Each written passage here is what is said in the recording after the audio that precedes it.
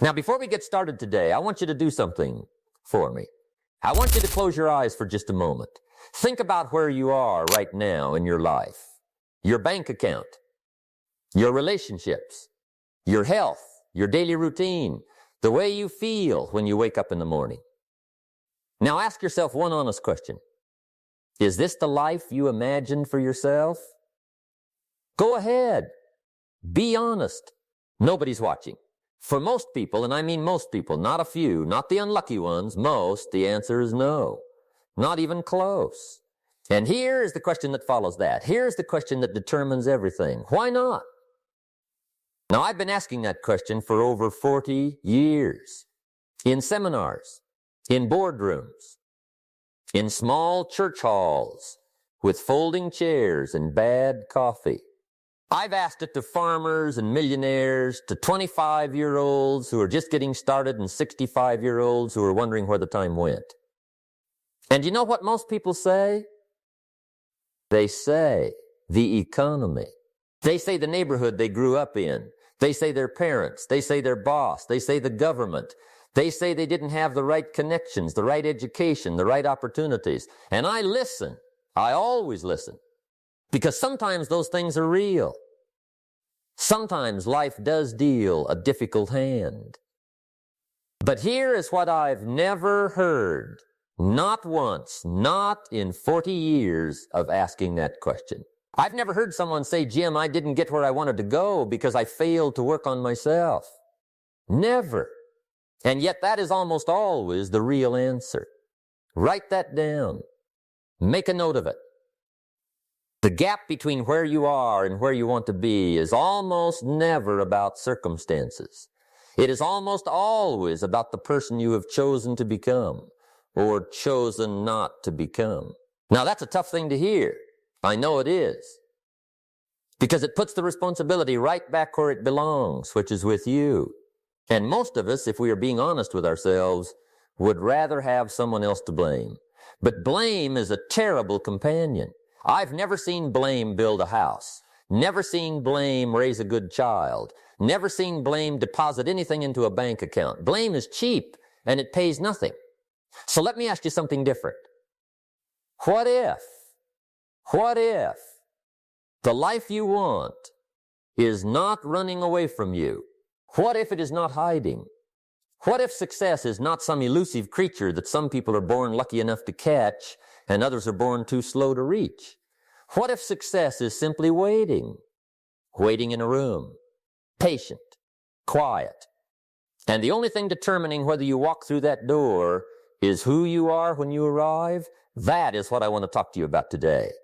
Not shortcuts, not tricks, not the next productivity hack or the morning routine of billionaires. Those things have their place, but that is not what changes a life. What changes a life? What actually changes a life is the slow, daily, unglamorous, powerful work of becoming a better person. Every single day. Let me tell you about where I was at 25 years old. Because I think it matters that you know where I started. I don't want you to look at me today and think, well, that's fine for him. He probably had advantages. He probably had a head start. No. Here is my head start. I grew up on a farm in Idaho, southwest corner of the state, rural, quiet, beautiful in the way that places are beautiful when you have nothing else to look at. My father was a hard-working man. Honest man, never complained a day in his life, as far as I could tell. But we were not wealthy, not by any measure. I went to college for 1 year, decided I was smart enough to be done with it, which was one of the great errors of my young life, and I say that now with full appreciation of the irony. And I went out into the world ready to make something of myself. By 25, here is what I had made of myself. Pennies in my pocket. Creditors calling. More month at the end of the money than money at the end of the month. Promises to my family that I had not kept. Dreams that were getting smaller by the season instead of bigger. I was working hard. I want to be clear about that. I was not lazy. You could not call Jim Rohn lazy. I showed up early. I stayed late. I put in the hours. But I was working hard on my job. And my job was giving me exactly what my job could give, which was just enough to stay frustrated and just enough to keep going without ever actually arriving anywhere. And then, and I've told this story many times, but I want you to really hear it today, not just listen to it. And then I met Mr. Schoaf, Mr. J. Earl Schoaf. A friend of mine told me about this man. He said, Jim, you've got to meet this man I work for. He's wealthy, but he's easy to talk to. He has a different way of looking at things. And I was curious enough and desperate enough to go. And within 5 minutes of meeting this man, I knew I was in the presence of something I did not have. Not money, though he had that. Something deeper than money. A way of seeing the world. A philosophy that produced results the way a good garden produces vegetables. Quietly, consistently, without drama. A few months later, I went to work for him. And for 5 years, this remarkable man poured into me everything he knew. And one afternoon, one quiet, unremarkable Tuesday afternoon that I will remember until my last breath, he sat across from me and said these words. He said, Jim, if you work hard on your job, you will make a living. But if you work hard on yourself, you can make a fortune. I sat with that. I turned it over in my mind like a coin, looking at both sides. Work hard on your job, make a living. Work hard on yourself, make a fortune. And something shifted. Something fundamental. Like a gear that had been stuck for 25 years, finally found its groove and clicked into place. I had been working on the wrong thing. Not the wrong job. The wrong investment. I had been investing in my employer's dreams, my employer's growth, my employer's future, and doing almost nothing to invest in my own. Now, there is nothing wrong with being a good employee. Nothing wrong with giving honest work for honest pay. I am not suggesting you stop doing your job well. Do your job excellently. That is a matter of character. But your job, your career, your income, none of those things will ever grow further than you grow. Here is the principle, and make a good note of this, because I think it matters that you know where I started. I don't want you to look at me today and think, well, that's fine for him. He probably had advantages. He probably had a head start. No. Here is my head start. I grew up on a farm in Idaho, southwest corner of the state, rural, quiet, beautiful in the way that places are beautiful when you have nothing else to look at. My father was a hard-working man, honest man, never complained a day in his life, as far as I could tell. But we were not wealthy, not by any measure. I went to college for 1 year, decided I was smart enough to be done with it, which was one of the great errors of my young life, and I say that now with full appreciation of the irony. And I went out into the world ready to make something of myself. By 25, here is what I had made of myself. Pennies in my pocket. Creditors calling. More month at the end of the money than money at the end of the month. Promises to my family that I had not kept. Dreams that were getting smaller by the season instead of bigger. I was working hard. I want to be clear about that. I was not lazy. You could not call Jim Rohn lazy. I showed up early. I stayed late. I put in the hours. But I was working hard on my job. And my job was giving me exactly what my job could give, which was just enough to stay frustrated and just enough to keep going without ever actually arriving anywhere. And then, and I've told this story many times, but I want you to really hear it today, not just listen to it. And then I met Mr. Schoaf, Mr. J. Earl Schoaf. A friend of mine told me about this man. He said, Jim, you've got to meet this man I work for. He's wealthy, but he's easy to talk to. He has a different way of looking at things. And I was curious enough and desperate enough to go. And within 5 minutes of meeting this man, I knew I was in the presence of something I did not have. Not money, though he had that. Something deeper than money. A way of seeing the world. A philosophy that produced results the way a good garden produces vegetables. Quietly, consistently, without drama. A few months later, I went to work for him. And for 5 years, this remarkable man poured into me everything he knew. And one afternoon, one quiet, unremarkable Tuesday afternoon that I will remember until my last breath, he sat across from me and said these words. He said, "Jim, if you work hard on your job, you will make a living. But if you work hard on yourself, you can make a fortune." I sat with that. I turned it over in my mind like a coin, looking at both sides. Work hard on your job, make a living. Work hard on yourself, make a fortune. And something shifted. Something fundamental. Like a gear that had been stuck for 25 years, finally found its groove and clicked into place. I had been working on the wrong thing. Not the wrong job. The wrong investment. I had been investing in my employer's dreams, my employer's growth, my employer's future, and doing almost nothing to invest in my own. Now, there is nothing wrong with being a good employee. Nothing wrong with giving honest work for honest pay. I am not suggesting you stop doing your job well. Do your job excellently. That is a matter of character. But your job, your career, your income, none of those things will ever grow further than you grow. Here is the principle, and make a good note of this. Your income rarely exceeds your personal development. Read it again. Your income rarely exceeds your personal development. Sometimes it takes a lucky jump. Sometimes you stumble into an opportunity and your income goes up before you've grown into it. But unless you grow to meet that level, it comes back down. Like water finding its level. Because here is the truth about the marketplace, and this is important, so stay with me here. The marketplace does not pay you for your time. The marketplace does not pay you for your effort. The marketplace pays you for your value. And value, real, lasting, compounding value, is built in one place only. In you.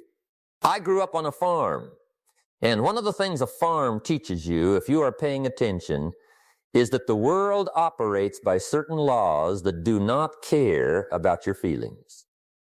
The soil doesn't care if you're having a bad week. Plant nothing, harvest nothing. That's the law.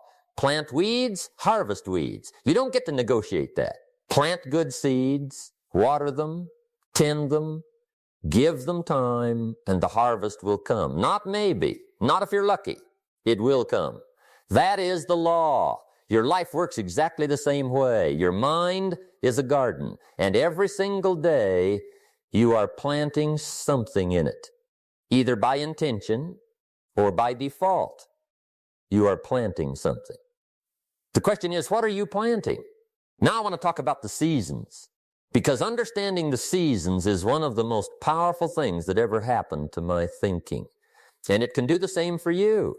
Life has seasons, just like the earth has seasons. There is spring, the time of new beginnings, new ideas, new resolve, new energy. Something stirs in you. You feel possibility in the air. You make the decision to change, to grow, to become more. Spring is exciting. Spring is energizing. But spring doesn't last. Then comes summer. And summer is where most people's dreams go to die. Not because summer is bad. Summer is necessary. But summer is hard. Summer is the long stretch between the planting and the harvest where you are doing the work and nothing dramatic is happening. The seeds are underground. The roots are forming. But you cannot see any of it from where you are standing. And so people quit. They quit in summer right in the middle of the process, right when the work most needs to be done. They planted in spring with great enthusiasm.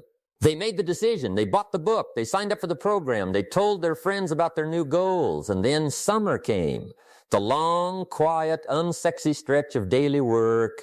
And they looked around and didn't see the results they wanted. And they thought, this isn't working. And they quit.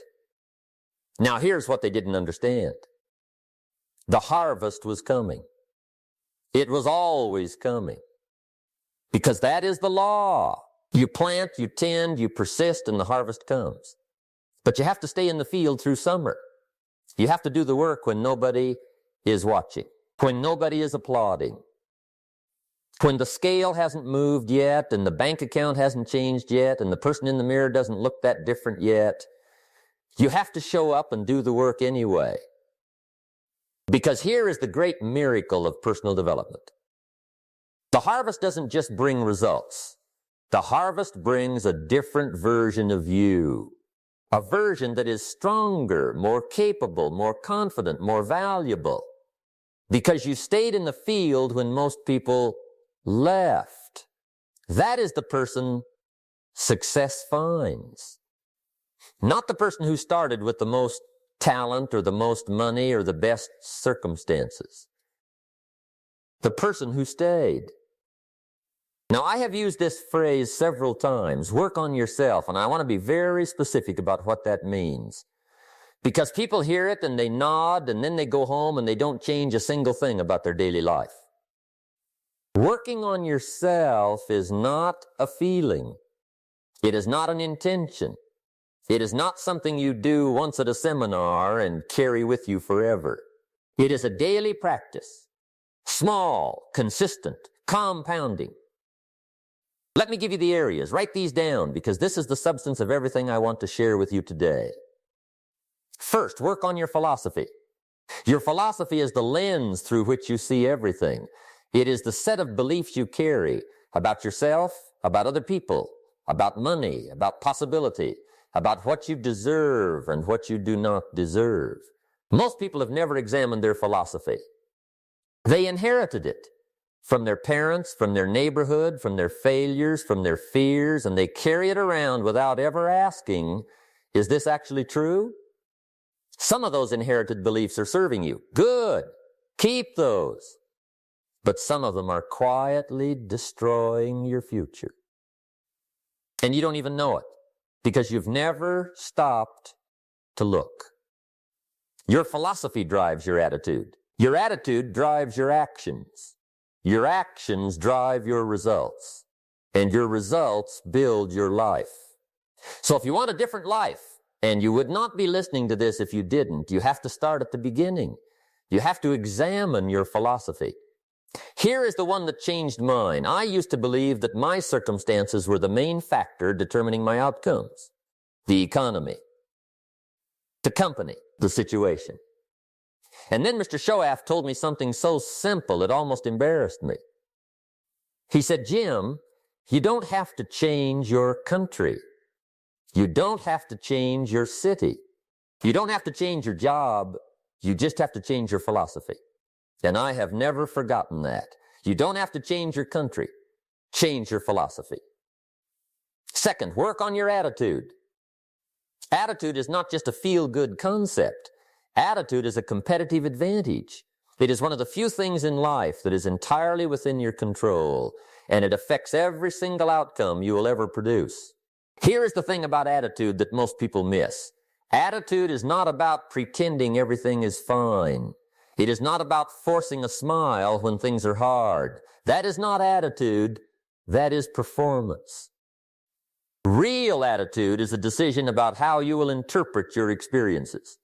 Will you let difficulty make you bitter or better? Will you look at your failures as final verdicts or as information? Will you see the people around you as obstacles or as teachers? Your attitude is a choice. And it is a choice you make every morning, whether you know it or not. Make it consciously. Third, work on your skills. Skills are the practical side of personal development. And here is the hard truth about skills. You are being paid right now exactly what your skills are worth in the marketplace. I know that's uncomfortable. I know it doesn't feel fair, but it is honest. If you want to earn more, you have to become worth more. And becoming worth more means developing skills that the marketplace values. Read, study, practice, take the course, find the mentor. Watch the person who is doing what you want to do and learn everything about how they do it. Don't be lazy in learning. This is too important. Here's a principle I have shared for decades, and it is just as true today as it was the first time I said it. If you wish to be successful, study success. If you wish to be wealthy, study wealth. If you wish to be happy, study happiness. Study the things that matter to you, not casually, not occasionally, seriously, systematically, like your future depends on it, because it does. Fourth, work on your discipline. Discipline is where most people's personal development conversation ends, because it is the hardest one, and it is the most important one. Here is the definition of discipline that I find most useful. Discipline is doing what you know you need to do on the days you don't feel like doing it. That's it. That simple. That hard. Because motivation is unreliable. I've said this many times. Motivation is a wonderful guest. It shows up, energizes the room, makes everything feel possible, and then it leaves. And the morning after motivation leaves, the alarm still goes off at the same time, and the work is still there, and the question is still the same. Are you going to do it anyway? The people who answer yes to that question consistently, not perfectly, but consistently, are the people who build the lives most people only admire from a distance. We all suffer one of two pains: the pain of discipline or the pain of regret. And here is the difference. The pain of discipline weighs ounces. The pain of regret weighs tons. Choose your pain wisely. Fifth, work on your associations. This one makes people uncomfortable because it requires making some honest assessments of the people in your life. Here's what I know to be true from 4 decades of observing human beings and their outcomes. You are the average of the 5 people you spend the most time with. Not metaphorically, literally. Their income becomes your income. Their attitude becomes your attitude. Their ambitions or their lack of ambitions become yours. Now, I am not telling you to abandon everyone who is struggling. That would be cruel and it would be wrong. You can love people and still limit the time their negativity has access to your mind. What I am telling you is this: seek out people who are where you want to be. Seek out people who challenge you, who raise your standard, who make you feel like you should be doing more, not out of jealousy, but out of inspiration. Find a mentor if you can. Someone who has walked the path you want to walk. Someone who will tell you the truth about where you are and what it will take to get where you want to go. Mr. Schoaf was that person for me. Not everyone is lucky enough to find a mentor that powerful. But everyone can read the books of people who have done what they want to do. Everyone can study the biographies, the philosophies, the disciplines of the great ones. That is mentorship at a distance. And it is available to everyone. Now I want to talk to you about something that I consider to be one of the most important concepts in all of personal development. It is not dramatic. It will not give you chills when you first hear it. But if you understand it, really understand it, it will change the way you approach every single day for the rest of your life. It is the compound effect of small things. Here is the way it works. Every single day, you make a series of choices. Small choices, mostly. so small that they barely register as decisions at all. Do I read today or watch television? Do I go for a walk or stay on the couch? Do I call that contact or put it off until next week? Do I spend 1 hour on my own development or spend that hour scrolling through someone else's life? Each individual choice is tiny, insignificant almost. If you make the wrong choice on any given Tuesday, your life does not collapse. Nothing dramatic happens. You go to bed, you wake up, and Wednesday looks exactly like Tuesday looked. But here is what most people miss. Those small choices are compounding. Every single day, in one direction or another, your small choices are adding up, building on each other, multiplying. The way interest compounds in a bank account, not quickly, but relentlessly. Make the right small choices every day for a year, and you will be astonished at who you have become.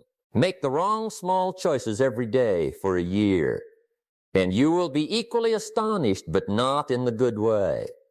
Here is the formula for failure, and I want you to write this down because it is subtle and it will catch you off guard if you are not watching. Failure is not a single catastrophic event. Failure is the inevitable result of small errors in judgment, repeated every day. Small errors, repeated every day. That is the formula for a life that does not work. And the terrifying thing about it is how invisible it is while it is happening. Each individual error is so small. Skip the reading 1 day, no problem. Skip the workout, you'll make it up tomorrow. Put off the difficult conversation, there's always next week. But those small errors compound just as surely as small disciplines do. And one day, one Tuesday morning that feels like any other Tuesday morning, you wake up and you are 50 years old and you are wondering how you got so far from where you intended to go. And the answer is one small choice at a time. On the other side, the beautiful other side, small disciplines compounded over time produce something almost miraculous. The person who reads 10 pages a day, just 10 pages, nothing heroic, reads 12 to 15 books a year. In 10 years, they have read over 120 books on the subjects that matter most to them. And the knowledge in those books, the ideas, the perspectives, the philosophies, those do not stay in the books. They move into the person. They become part of how the person sees the world and makes decisions. That person becomes more valuable, not in a vague inspirational way, in a real, measurable marketplace way. The person who exercises for 30 minutes a day, not 2 hours, not an Olympic training schedule, just 30 minutes, that person over the course of years transforms their body and their energy and their confidence and their mental clarity. And all of those things affect everything else in their life. The person who saves a small amount of money every month faithfully, consistently, without making excuses about why this month is different, that person over time builds financial independence. Not overnight, not dramatically, but inevitably. Small things done daily change your whole life. This is why I say, do not despise small beginnings. Do not look at where you are starting and feel discouraged because it seems so far from where you want to go. Every great building starts with a single stone placed carefully on level ground. Every great forest starts with a single seed. Every great life starts with a single day where someone decided to take their own development seriously. That day can be today. That stone can be this moment. Now I want to talk to you about success directly, because I think there is a great misunderstanding about what success is and how it works. Most people think of success as a destination, a place you arrive at, a finish line, and they spend their lives running toward it, chasing it. And every time they get close, it seems to move a little further away.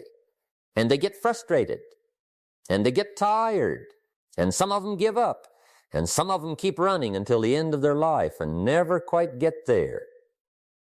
Here is what took me years to understand, and what Mr. Shove helped me see. Success is not a destination. Success is a byproduct. It is the natural, inevitable result of becoming a certain kind of person. Success is not something you pursue. It is something you attract by the person you become. Read that carefully. Success is not something you pursue. It is something you attract by the person you become. Now think about what that changes. If success is something you pursue, then the strategy is to work harder, run faster, push more, grab more, chase harder. And that is exhausting. And it is ultimately futile, because you are trying to capture something that does not want to be captured.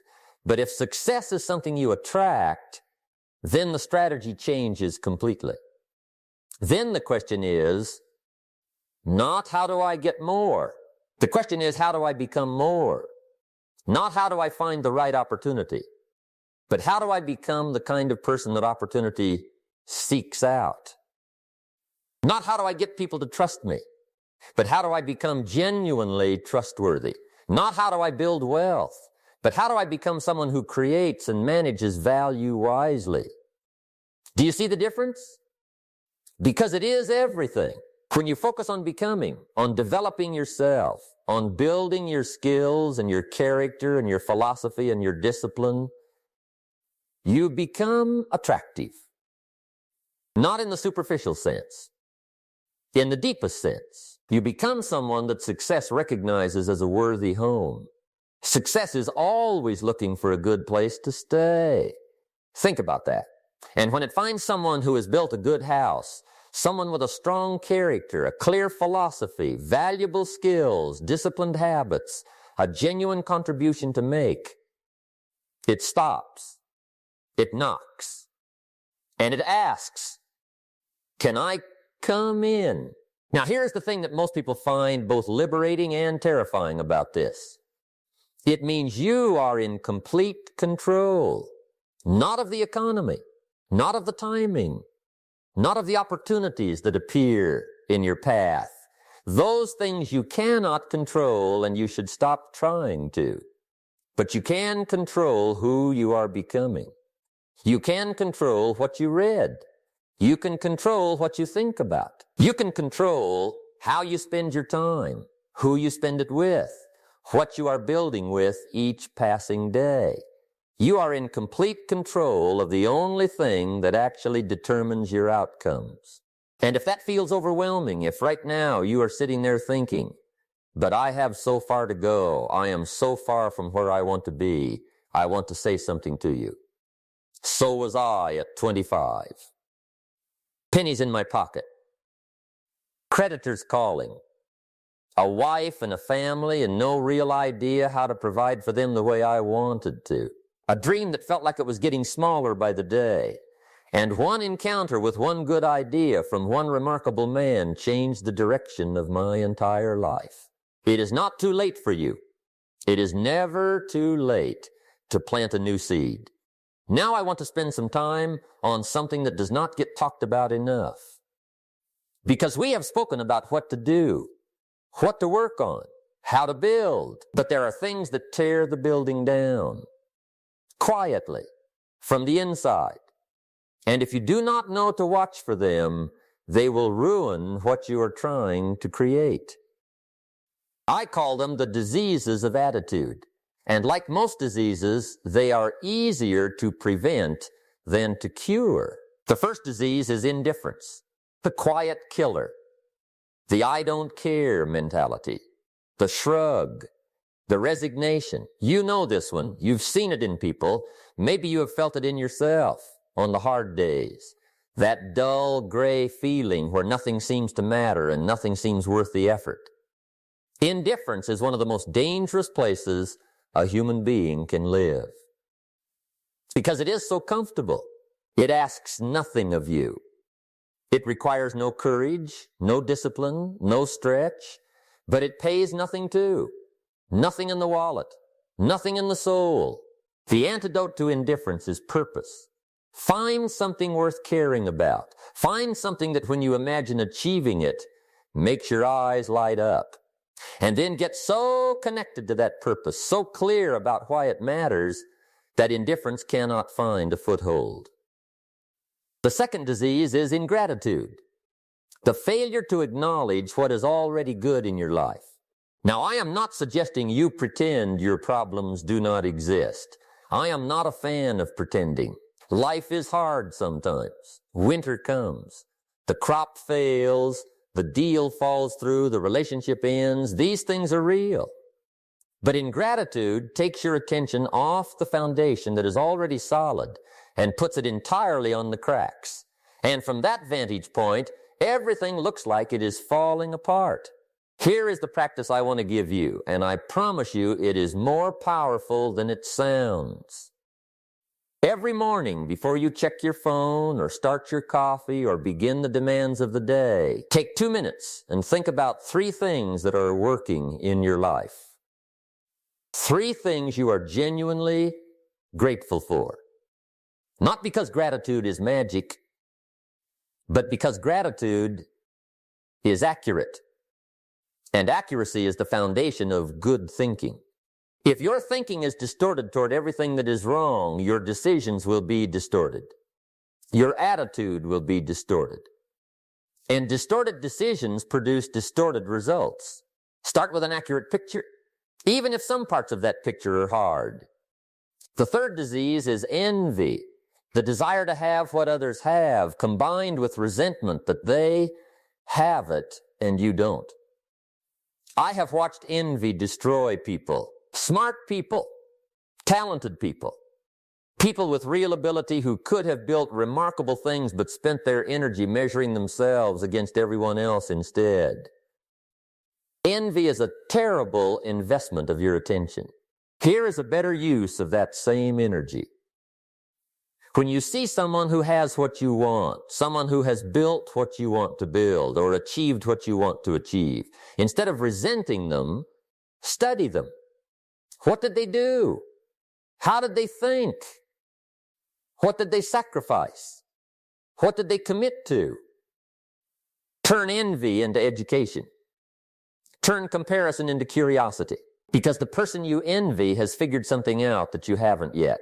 And if you are willing to learn instead of resent, they become your teacher instead of your tormentor. The fourth disease is pessimism, the habit of expecting the worst. Now, I want to be careful here. I am not suggesting you be naively optimistic. I am not suggesting you ignore the challenges or pretend the risks aren't real. That is not wisdom. That is wishful thinking. And it leads to poor decisions. But chronic pessimism, the habit of always looking for the downside, always imagining the failure before it happens, always talking yourself out of action before you even begin, that is a poison that works slowly and thoroughly. The optimist and the pessimist both face the same uncertain world. The difference is that the optimist stays in the game long enough to find out what happens. The pessimist quits before he discovers whether the harvest was coming. Stay in the game. Now we are coming to the part that matters most, because information without application is just entertainment. And I did not come here to entertain you. I came here to give you something you can use before the sun goes down today. So let me be very direct, very practical. Here is what I want you to do. First, make a decision. Not a wish, not a hope, a decision. A decision is different.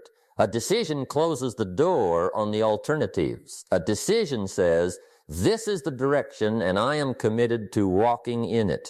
Make the decision right now before you go back to your regular life that you are going to work on yourself every single day, starting today.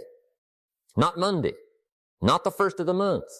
Not when things settle down at work, today. This decision is the most important thing you will do today. Possibly the most important thing you have done in years. Second, define where you are going. You cannot build something without a plan. You cannot sail somewhere without knowing where you are headed. Write down on paper with a pen, not just in your mind, what you want your life to look like in 5 years. Be specific. Not I want to be successful, that means nothing. Specific. What does success look like for you? What is your bank account? What is your work? What is your health? What are your relationships like? What does a typical Tuesday feel like? Get a vision of the destination. Because without a destination, you will wander. And wandering is exhausting and it gets you nowhere. Third, identify the first small thing. Not the whole plan. Not all 5 years. The first small thing. What is one thing you could do today, just today, to begin working on yourself? One book you could order. 1 hour you could protect for reading and reflection. One skill you could begin practicing. One conversation you could have. Just one thing, because one thing done today proves to yourself that you are serious. That this is not just another seminar experience that fades by Friday. That this time is different because you are different. And then do that one thing. Fourth, find your accountability. Get a journal. Write in it every day. Not an essay, a few lines. What did I do today to work on myself? What did I learn? What do I want to do better tomorrow? A journal is the most powerful tool for personal development that I know of. Not because writing in it changes the world, but because it forces you to be honest with yourself every single day. And that daily honesty, that daily accounting, is what keeps you on the path when everything else is trying to pull you off it. I have kept a journal since I was 25 years old. I have read the entries from 40 years ago and seen exactly where I was, what I was thinking, what I was working on, and I can trace a direct line from those early entries to where I am standing today. The journal is the record of your becoming. Keep the record. I want to close today with something personal. I have spent more than 40 years traveling the world, sharing these ideas. I have stood in front of audiences of 10 people and audiences of 10,000. I have spoken in Japan and Israel and Australia and Germany and Mexico and right here where you are today. And in all of that time, in all of those places, in all of those conversations, I have come to believe one thing more deeply than almost anything else. Every person has more in them than they have yet expressed. Every person. Not the exceptional ones. Not the lucky ones. Every person. You have more capacity than you have yet discovered. More strength than you have yet called on. More intelligence, more creativity, more resilience, more ability to love and lead and build and give. More of all of it than you have yet had reason to show the world. And working on yourself, this daily, unglamorous, compounding practice, is how that capacity comes to the surface. It is not dramatic. Nobody throws a parade for the person who read a book when they could have watched television. Nobody applauds the person who exercised when they didn't feel like it. Nobody notices the extra hour you spent developing a skill in the quiet of the early morning. But here is what does happen. That person gets better. Quietly, invisibly, consistently better. And one day, not suddenly, but inevitably, the world notices. And the opportunities appear. And the doors open. And the right people show up. And the results begin to match the person that has been building in private. Success finds them. Not because they chased it harder than everyone else. Because they became, through patient daily work, someone that success was looking for. So here is my challenge to you today. Go home and look in the mirror. Not at your face. Look at your life. At the person you have been choosing to become through your daily choices. Look honestly and ask, is this the person success would find worthy of a home? If the answer is not yet a confident yes, then you know what to do. Work on yourself every single day. Not dramatically, not heroically, just consistently. Read a little, learn a little, practice a little, reflect a little, discipline yourself a little, and let those little things compound day after day, month after month, year after year, until one morning. And you will know that morning, when it comes, you look in the mirror and you see someone you are proud of, someone capable, someone valuable, someone whose daily habits match their deepest dreams. That is the person success has been waiting for.